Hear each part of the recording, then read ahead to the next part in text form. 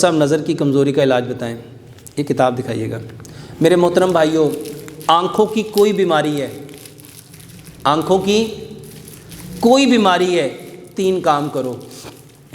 کسی کو سفید موتی ہے، کسی کو کالا موتی ہے، کسی کو 2 نظر آتے ہیں، کسی کو آنکھوں میں دھندلا نظر آتا ہے، کسی کو آنکھوں میں جالا نظر آتا ہے، کسی کو آنکھوں میں کالے کالے داغ نظر آتے ہیں۔ میرے محترم بھائیوں، یہ میری کتاب ہے، اس میں نے بتانا چاہا لوگوں کو کہ نماز ایکچول میں ہے کیا۔ نماز تھی ایک تحفہ جو ہمیں کس نے دیا تھا؟ ہمیں اللہ تعالیٰ نے دیا تھا۔ اور کب دیا تھا؟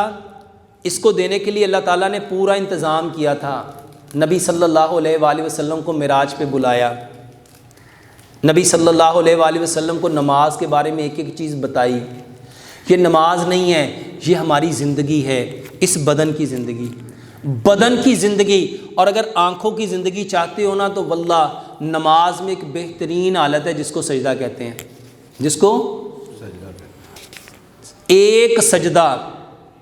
اقبال نے کہا تھا ایک سجدہ جس کو تو سمجھتا اپنے پہ گراں، 1000 سجدوں سے آدمی کو دیتا ہے نجات۔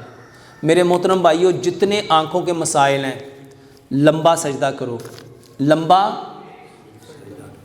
اس کے ساتھ 3 کام کرنے ہیں۔ پہلا کام، کیلے کے ساتھ دانت صاف کرو۔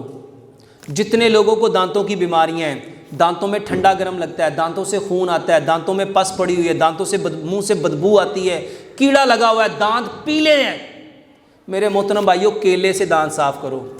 کیلے سے 1 انچ کا ٹکڑا کیلے کا لو، اس کو نرم کرو، برش کے اوپر لگاؤ اور اس سے دانت صاف کرو۔ اس سے برش خراب ہو جاتا ہے، 20-25 دنوں کے بعد برش بدل لینا۔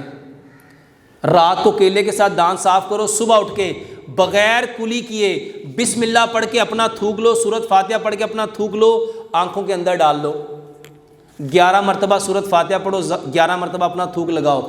اگر کسی بندے کا کوئی ایسا بچہ جس کی آنکھیں بھینگی ہیں، ٹیڑھی ہیں، آنکھیں ٹیڑھی ہیں، یہ جو بھائی اپنی نظر کی اینک اتارنا چاہتے ہیں، اپنی نظر کو ہمیشہ کے لیے بچانا چاہتے ہیں، اپنی نظر کو تیز کرنا چاہتے ہیں، میرے محترم بھائیوں کیلے سے دانت صاف کرو، صبح اٹھ کے بسم اللہ پڑھ کے سورۃ فاتحہ پڑھ کے کلی کیے بنا اپنا تھوک اپنی آنکھوں کے اندر ڈالو۔